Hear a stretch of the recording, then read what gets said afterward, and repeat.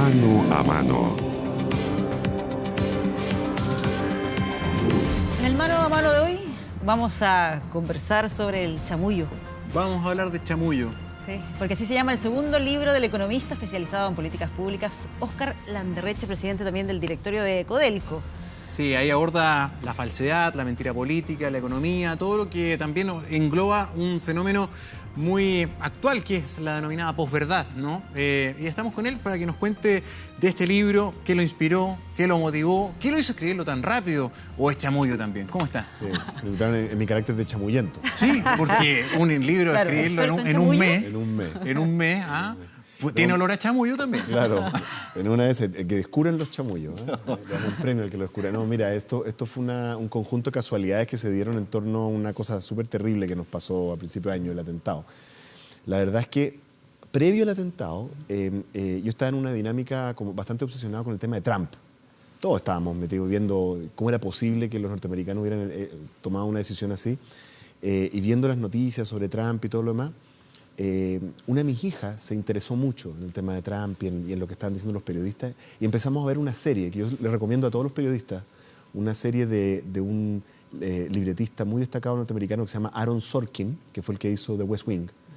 Hizo otra serie que se llama The Newsroom. Tuvo 3 temporadas, no le fue tan bien, pero es muy buena. Y hay un capítulo en esa serie en que aparece un incidente en torno al intento de asesinato de una parlamentaria norteamericana que se llama Gabrielle Gifford, en que durante mucho rato la prensa estuvo reporteando que ella estaba muerta.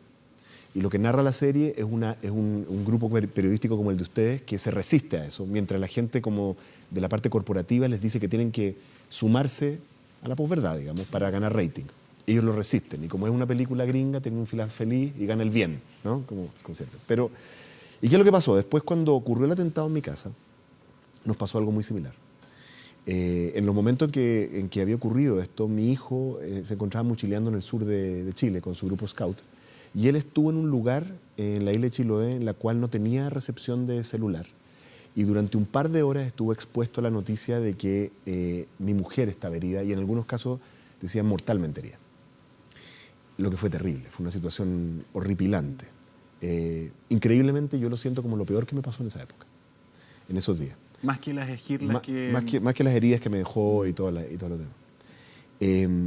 Y eso, este fenómeno de la posverdad, en el fondo, el hecho de que no somos suficientemente cuidadosos las personas que tenemos voces públicas, con la información, con chequear la información que damos, yo ya lo sentía como un problema cuando uno veía lo de Estados Unidos. Pero ese evento hizo que yo me diera cuenta de lo durísimo que puede ser, lo doloroso, la cantidad de dolor y dificultades y a veces peligro que la gente puede asumir cuando uno no es cuidadoso con la información. Pero ¿y eso a qué, ese fenómeno a qué lo atribuye? Lo Bueno, digo desde eso la es el perspectiva de la experiencia y también Claro. de la revisión que significó esta suerte de terapia que es Claro, escribir el libro. esa fue la motivación. Yo lo que empecé es que un día, cuando ya había como pasado toda la parte peor de esto, me dio un ataque de escritura.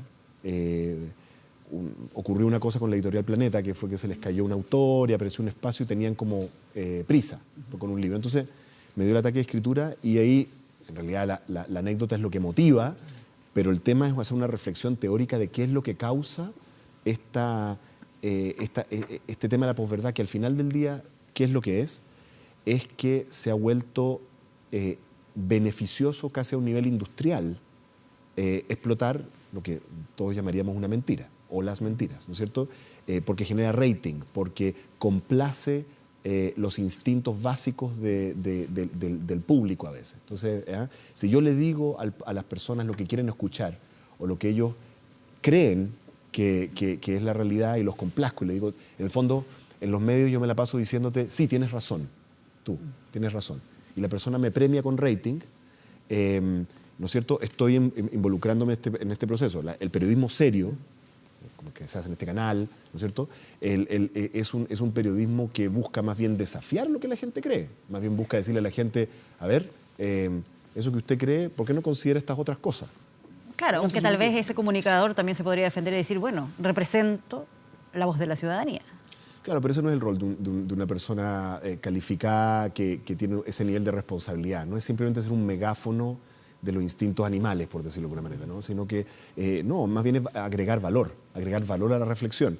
Y eso es súper complicado porque evidentemente ustedes, igual que los economistas, igual que todas las profesiones, estamos involucrados en una industria.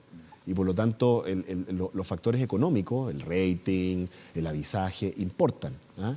Y esa tensión es difícil de... Ahora, ¿qué es lo que hago en el libro? Hago una reflexión teórica respecto de cuáles son los orígenes de los problemas de la posverdad. Desde el inicio de los tiempos. Claro, bueno, ahí trato de entretenerme un poquito y entretener al lector. Y después lo que tratamos de hacer es reflexionar sobre cómo el fenómeno de la posverdad está afectando a algunas instituciones. Déjame darle un ejemplo. En toda la discusión que nosotros tenemos sobre el tema de reforma educativa, hay un tema que no ha aparecido. Y es que los sistemas educativos clásicos, yo soy profesor universitario y tengo que decir que en mi universidad, la Universidad de Chile, todavía tenemos este problema. Los sistemas educativos clásicos están diseñados para darle información a las personas, en una época en que era difícil adquirir información. El extremo de esto del profesor latero ese, que te dicta cosas y tú tienes que memorizártelas, que es un pésimo profesor. Pero ese era un modelo educativo, era alguien que te da información. Hoy en día la educación no requiere que te den información. Uno tiene acceso a toda la información. Lo que requiere es que alguien te eduque en cómo discriminar, administrar, clasificar, eliminar, en la era de posverdad, cómo no creerle a mucha información, cómo saber cuál información es verdadera y cuál es falsa. El sistema educativo que tenemos, no solamente en Chile, en muchos países, no está diseñado para educar a los ciudadanos, para administrar toda la información que tienen y discriminar de manera inteligente, con algún criterio. Eso no es así. No es así en las universidades, no es así en los colegios. Y eso es esencial para tener una ciudadanía que pueda tomar decisiones políticas, participar de la discusión pública de una forma que sea positiva. Entonces, por ejemplo, hay un capítulo que habla de cómo el sistema educativo hay que repensarlo en la era de la posverdad, cómo las empresas hay que pensar en la era de la posverdad. Todo hay que repensarlo. Hay que repensar las instituciones, claro. El país, el mundo está, bueno, de hecho, el concepto posverdad todavía no está 100% afinado, sin perjuicio que ya la Real Academia y ya esto es un concepto internalizado que existe, pero todavía hay muchos acercamientos a la definición. Y yo quería preguntar, ¿cuál es la diferencia entre el chamullo, que titulas en el libro, lo que les pasó a ustedes como familia, lo que motiva todo esto, con la irresponsabilidad, la mentira, la chiva, el mal manejo profesional que siempre ha estado? Porque convengamos que antes de la posverdad siempre hubo prensa irresponsable o prensa más responsable. Esto no es nuevo. ¿Cuál es la diferencia hoy día? Mira, la diferencia es que hay un sistema industrial asociado a esto. Mira, yo creo que en el debate que ha habido en Estados Unidos es muy interesante ver en parte de estas investigaciones que hacen sobre las injerencias que ha habido en las campañas, cuando aparecen todos estos sistemas para intervenir sobre las redes sociales y manipularlas, sistemas industriales, corporativos. ¿Te refieres a bots y todo bots esto? famosos, que en el fondo, ¿qué es un bot? Respuestas automatizadas. Un bot son sistemas que van saturando las redes con cosas para sacar otros temas y colocar un tema. Los hackers que se dedican a esto, hoy en día existe una industria de trolls profesionales que se les paga por hacer cosas, por además trolear gente. O sea, ya esto ha adquirido una cosa más industrial. O sea, Internet es el punto de inflexión, entonces. Claro, o sea, lo que pasa es que Internet hubo una época en que era de verdad muy libre y de verdad muy respetuosa. Yo, por ejemplo, me he salido de las redes sociales porque antes era un lugar bastante bueno. O sea, uno adquiría información, uno aprendía cosas. Hoy en día es un lugar en que uno no está seguro qué diablo está pasando ahí. Hay un ejemplo que yo creo que es importante ver cuál es el tenor de este libro. Los economistas que nos dedicamos a la macroeconomía, por ejemplo, los que se dedican al Banco Central, somos todos seguidores de un gran pensador que se llama Keynes, ¿ya? Si uno piensa, ¿qué es lo que decía Keynes? Lo que decía Keynes es que el capitalismo, la economía de mercado, era algo que generaba crecimiento, generaba innovación. Pero también generaba riesgo, generaba que algunas personas estuvieran en situaciones de vulnerabilidad, de pobreza, que hubiera miedo. Y lo que decía Keynes en esos tiempos, a principios del siglo XX, era que si uno no tenía cuidado con eso que él llamaba los espíritus animales de la economía de mercado, después había daño, había recesiones, había guerra, y a veces ocurrían cosas como el Tercer Reich, como cosas así, dictaduras. Entonces, ¿cuál es la solución de los keynesianos? La solución de los keynesianos es regular el mercado. El balance. Regularlo. Por eso que existe el Banco Central, por eso que existe la política macroeconómica. queremos que la economía de mercado genere crecimiento, genere innovación, pero no que genere miedo, no que genere riesgo. Yo creo que algo similar está pasando con la revolución de las redes sociales. Las redes sociales son una cosa buena. La libertad que uno tiene, las posibilidades de informarse, el acceso a información, opiniones que uno logra, es algo, es muy bueno. Yo soy un gran partidario de que eso exista. Pero si no se regula, si no se mira, si uno no se pregunta cuáles son los derechos y deberes de las personas en las redes sociales, puede que ocurra algo así como la Gran Depresión. ¿Pero regularlo cómo? ¿Estableciendo sanciones? Bueno, esa es una pregunta. Yo no la respondo. Me saco el pillo. Por eso que me he hecho libros. En Internet, en general, es difícil establecer regulaciones. Lo vemos desde aplicaciones como Uber o Airbnb hasta este tipo de situaciones donde se denuncia o se... Porque, por ejemplo, en el tema que yo lo encuentro súper buen tema, la huella de Google. De poder borrar. De poder borrarlo. O sea, hay gente que, por ejemplo, estuvo relacionada a un juicio, qué sé yo, y después sale libre, pero eso queda toda la vida. Y acá no está regulado. O sea, nunca más te sacaron del Google. O sea, que para siempre quedaste marcado con esa huella. Yo creo que la pregunta... Yo no planteo la solución, pero planteo la pregunta. Y yo lo que creo que el peligro es el siguiente. Si uno no regula de manera razonable, o sea, en manera consistente con la libertad, pero también con los derechos de las personas, estos espacios virtuales, lo que va a ocurrir es que cuando ocurran demasiados abusos como el que tú estás diciendo, va a empezar a caer la regulación a la mala. Mira, hay varios países donde esto ha ocurrido. En Turquía pasó. El presidente de Turquía creo que apagó Twitter. Sí. Claro, o sea, que el presidente de Turquía no es precisamente el mayor ejemplo de libertad de expresión. Lo siguen votando. Entonces, ojo, de repente la misma ciudadanía reacciona de una manera autoritaria y empieza a validar modelos mucho más totalitarios, mucho más represivos, porque en el fondo se sale de madre un espacio de libertad. Entonces, ¿cuál es yo quiero la reflexión profunda? Si nosotros queremos preservar una sociedad de libertades, ¿sí?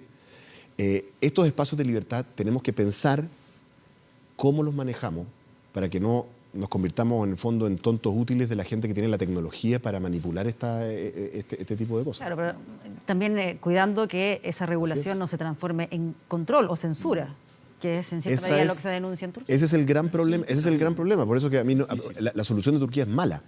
Lo que hay que evitar es esa solución.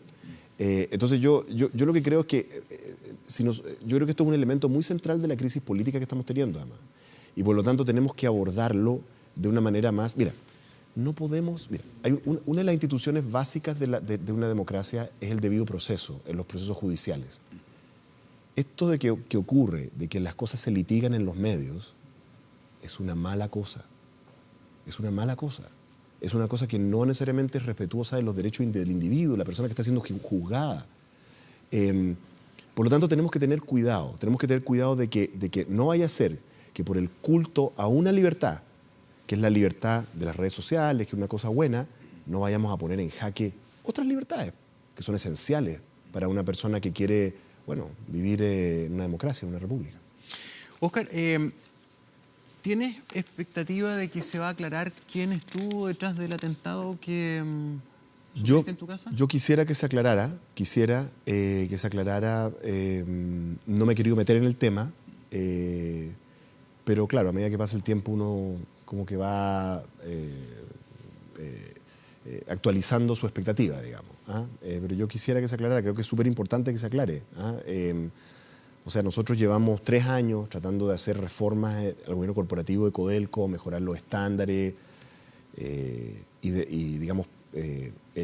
eliminar malas prácticas. Y si eso conduce a una cosa como la que nos pasó a nosotros, es una muy mala señal para este país. Porque la ciudadanía en las redes sociales está todo el tiempo indignada con los políticos, ¿cierto? Y le pide que uno haga cosas como las que hemos estado haciendo en Codelco. Entonces si hacer eso involucra esos riesgos, vamos a tener un problema. Al menos el otro día, citando otro medio, pero hay que hacerlo, un reportaje de Tele 13 mostró detalles de cómo fue la bomba que se utilizó o el aparato, ¿no?, que se utilizó. Si es así, no estamos hablando de una pandilla ni de algo amateur. Una batería de 9 voltios transformada en prácticamente una pistola, porque los tornillos salieron disparados como balas. Eso fue una granada que disparó tornillos como balas y simplemente tuvimos la suerte de que nadie en mi casa estuvo en el trayecto de las balas. Fue así de simple. Ahora, eso es una cosa que, bueno, es lo que ocurrió el tema criminal y ojalá que las autoridades puedan llegarlo, pero yo creo que como país tenemos que reflexionar. Si es que hacer las reformas que hemos estado haciendo en Codelco, si es que mejorar las prácticas. Hace un par de semanas salimos premiados como la empresa más transparente y con mejores estándares de probidad del mundo. ¿Y por qué la Contraloría no les cree? Bueno, eso habría que con preguntárselo a las personas que están detrás de esa iniciativa, pero yo creo que el tema con Contraloría es más bien un diferendo técnico respecto a las leyes. Otra cosa es cómo se presenta en forma pública. Yo creo que hay bastante gente que ha analizado en forma seria en Chile y afuera lo que hemos hecho en Codelco. Nos acabamos de sacar otro premio de directorios éticos. El directorio ético número 1 de América Latina en empresas públicas. Claro, pero el Contralor se ha mantenido firme ahí en sus cuestionamientos y esto, lejos de apaciguarse, ha ido pasando a otra etapa. Ahora se ha judicializado, Codelco ha presentado una demanda para resolver la pugna que se ha dado entre Contraloría y Codelco. ¿Por qué pasar a esa etapa? Bueno, porque lo que ocurre, a mi juicio, es que existen unos cuerpos legales que gobiernan a la Contraloría y a Codelco y el tema de compras públicas que no están muy bien afiatados. De hecho, honestamente, hay contradicciones entre los cuerpos legales. Hay un problema de cómo fueron legislados. Y por lo tanto, hay tres maneras de arreglar esto, básicamente. Uno es que se arreglen esas leyes, porque si hay una ley que le dice a Contraloría, usted es un ente autónomo y tiene que actuar de esta manera, y le dice a Codelco, usted es un ente autónomo y tiene que actuar de esta manera, y las dos se contradicen, bueno, hay un problema. Entonces, una manera es arreglar las leyes. Hicimos ese intento, no nos fue muy bien. ¿Ya?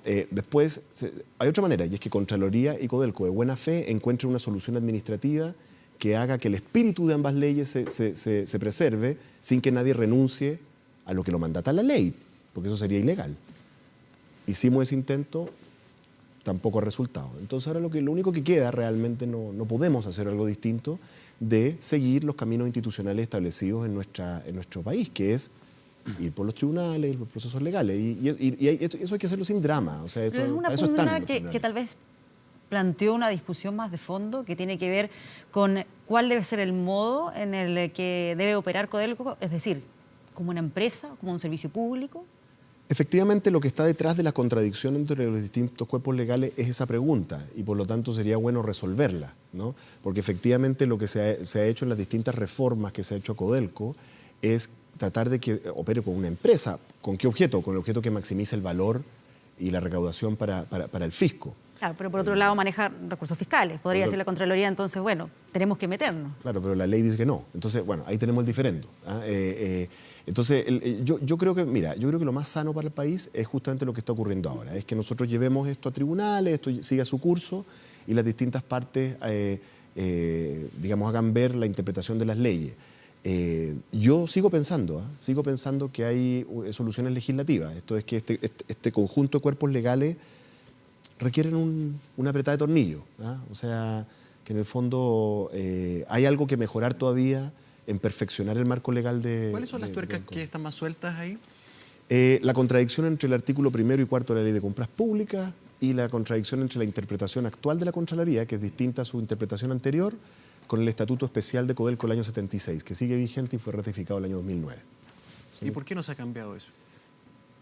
Bueno, porque nunca se había presentado este problema. Hasta el momento, Contraloría, en los fallos anteriores, en los años anteriores, Contraloría había validado la interpretación de Codelco. En el fondo acá, súper en general, a ver, Codelco es una empresa pública y tiene que ceñirse al sistema de compras públicas con todo lo que significa aquello. Ustedes dicen, bueno, sí está bien, pero Codelco no funciona igual que cualquier empresa pública, tiene otra filosofía y si nosotros entramos al mismo sistema de compras, resulta que quedamos cero competitivos con toda la industria minera. Es el tema conceptual, pero el tema de fondo es otro. El tema de fondo es que el Estatuto Especial de Codelco del año 76, ratificado el año 2009 en su Ley de Gobierno Corporativo, dice que a Codelco solo le regirán las leyes para empresas públicas en que se nombre expresamente Codelco. Y la Ley de Compras Públicas en ninguna parte tiene la palabra Codelco. Es decir, entonces va más allá de un tema filosófico. Tú lo que me planteas es un tema filosófico que podemos conversar. Pero hay un tema de que instituciones como la nuestra, como el directorio de Codelco, no tenemos la facultad de interpretar leyes. Simplemente aplicarlas, las que nos rigen. Y si el legislativo, si las distintas instancias nos dicen, no, es que usted lo que le aplica es otro marco, bueno, te vemos bajo ese marco. O si los tribunales nos dicen, no, usted no está entendiendo su marco legislativo, perfecto, así lo haremos. Pero no podemos, de la noche a la mañana, decir, ya, vamos a cambiar la interpretación de las leyes porque sí, no es posible eso. Es más, te voy a decir, nosotros como directores de Codelco estamos ceñidos a la ley de sociedades anónimas, respondemos con nuestro patrimonio. Si nosotros no hiciéramos esto, es decir, defender a la empresa bajo su marco normativo y legal, como lo entendemos nosotros, estaríamos incumpliendo nuestro deber como directores, nos podrían demandar. Así que no hay ninguna opción a esto. Y lo mejor que puede ocurrir, y yo creo que hay que tomárselo sin drama, es que esta contradicción entre distintos marcos legales e interpretaciones sea resuelto a través de los caminos institucionales. Por suerte, Chile no ha llegado hasta los extremos que están llegando algunos países más desarrollados en este temita de la posverdad, y todavía nuestras instituciones funcionan, yo creo, de un modo adecuado, y por lo tanto esto se va a resolver. Sí, solo para cerrar el punto ahí. ¿Usted advierte, tiene la percepción, la opinión de que Contraloría tiene facultades para fiscalizar a Codelco, o esto es algo que debiera estar centrado solamente en Cochilco? No, Contraloría tiene facultades y nunca nadie ha disputado eso. Lo que pasa es que Contraloría ese no es un tema en disputa. Contraloría tiene la facultad de fiscalizar a Codelco en casos excepcionales y vía Cochilco. Es Contraloría vía Cochilco. Claro, es que lo que pasa es que Contraloría dice, ya sea a través de Cochilco o en algunos casos de manera directa. Exactamente. Eso nadie está en desacuerdo con eso. Si el punto que estamos en desacuerdo es que la Contraloría General de la República tiene la misión de vigilar a Codelco y a todas las demás instituciones de acuerdo a la ley, no de acuerdo a otras interpretaciones, de acuerdo a la ley. Entonces lo que nosotros tenemos es un diferendo respecto de cuál es el cuerpo legal y cuáles son los procedimientos que operan, ¿me entiendes? O sea, nadie está disputando que Contraloría tenga... De hecho, perdona, es tan evidente esto que en nuestro caso que presentamos hoy a tribunales, nosotros citamos a la propia Contraloría, porque la propia Contraloría es la que ha cambiado el criterio. O sea, no está en discusión esto de las atribuciones de Contraloría. Lo que está en discusión es cuál es el marco legal que opera para Codelco. Y eso es muy importante para una empresa. Cuando hay incertidumbre sobre el marco legal, se genera paralización, la gente no sabe si puede hacer una cosa o la otra, la gente no sabe si puede negociar o no puede negociar, cuáles son sus atribuciones. Entonces, es muy importante que nosotros clarifiquemos esto. Yo creo que este proceso que estamos siguiendo le va a servir a Codelco para clarificar bien los detalles pendientes de su marco legal. Así que yo creo que es una cosa benigna al final. Quiero preguntar si está al tanto y qué opinión le merece esta denuncia de un grupo de trabajadores que presta servicio a Codelco en la construcción de la futura mina subterránea Chuqui. Publicaron un video donde se estaban haciendo tronaduras con trabajadores adentro. ¿Es cierto o es posverdad, chamullo? Mira, esto ocurre todo... Mira, si yo te diera la cantidad de denuncias de este estilo que nos llegan, son inmensas y salen en redes sociales y todo lo demás. Mira, Codelco tiene un mecanismo para estos trabajadores y para todos los que perciban... Mira, hoy mismo tuvimos un tema súper complicado en que descubrimos a un sinvergüenza en una división de Codelco. Hoy mismo, todos los días. Una empresa que tiene 30.000 trabajadores entre propios y externos siempre va a tener gente que demandar, siempre va a tener lío, va a tener problemas. ¿Qué es lo que tiene Codelco? Codelco tiene desde el año 2009, más o menos, una línea de denuncias anónima. Entonces, si alguien tiene una denuncia real, si lo hace en Facebook, lo más probable es que yo no le crea, porque estamos en la era de la posverdad. En cambio, si lo hace vía la línea de denuncia, nosotros tenemos la obligación legal de investigarlo. Mucho más efectivo que eso, pero si es real... Codelco reconoce que sí ocurrió esa tronadura. No, yo no tengo idea de la noticia que tú me estás diciendo, no la conozco ni la he visto. Sí. ¿Ya? Así por lo menos lo publica en un artículo esta tarde Bio Bio. Cita, ¿verdad?, que Codelco da esta versión, dice, dicho video corresponde efectivamente a una tronadura que se llevó a cabo el 26 de julio por la empresa Zulín, siendo los trabajadores que se aprecian en el registro empleados de dicha compañía, un contratista. Claro. No lo sé. La manera de proceder de esto es que cuando justamente estamos en esto, es que no estoy seguro si es verdad. Entonces, ¿cómo lo hacemos nosotros? Nos hacen la denuncia y nosotros la investigamos. Déjame decirte lo siguiente. ¿Sabes cuántas denuncias anónimas nos llegan a la línea de denuncias de Codelco? De este tipo, y peores, peores. Nos llegan 400 al año, o sea, más de una al día. De las cuales uno descubre que más o menos la mitad son falsas. Porque, ojo, la gente que denuncia a veces tiene una chita que afilar. Cuidado con eso. Uno también, cuando uno perdió una licitación, cuando uno le fue mal en una negociación, uno no va a decir, estoy reclamando por eso. Sí. Y otras descubrimos que son verdad, y cuando las descubrimos, lo que hacemos es investigar y sancionarlas. Entonces yo lo que le sugeriría a la gente, si la gente de verdad tiene una preocupación real de esto, hagan la denuncia. A mí lo que me parecería muy sospechoso es que haya algo que esté en redes sociales, que esté siendo publicado y compartido y no haya sido denunciado. ¿Por qué no lo denuncian? Si existe un canal para denunciarlo. Sí, muy breve, antes que se nos acabe el tiempo, preguntar sobre el precio del cobre, que ha tenido un repunte importante en los últimos días. Pero bueno. ¿Es para entusiasmarse? ¿Tiene que ver efectivamente con el aumento de la demanda, es especulación, es posverdad, es chamullo? No, el precio no es posverdad porque llega chin chin, llega el bendito peso de don Nelson Pizarro. Vamos a pasar de eso al bendito peso. Bendito. Entonces, no, efectivamente ha subido. Pero tengamos un poco de precaución. Las tendencias de los mercados del cobre efectivamente son que van hacia déficit. En este momento están en balance. El próximo año, con toda seguridad, va a haber un exceso de demanda y por lo tanto los precios van a empezar a subir hacia el 2019-20, van a subir. Eso todo el mundo lo entiende. Pero tengamos cuidado porque los mercados donde se transa cobre, hay una parte que es oferta y demanda. Son mineros que ofrecemos cobre y fábricas que hacen alambre, cobre, y que lo compran. Y esa es la parte como real. ¿No? Pero la otra mitad de las transacciones que se hacen en los mercados del cobre son especuladores.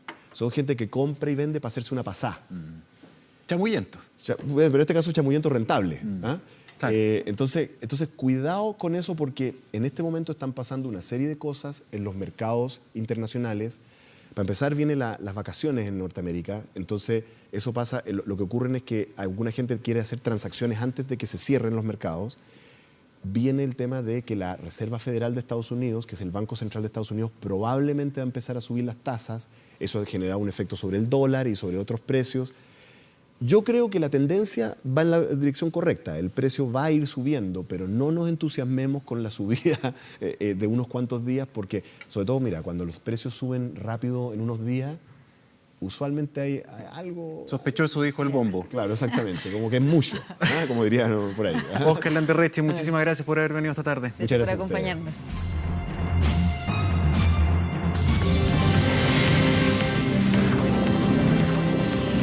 Mano a mano.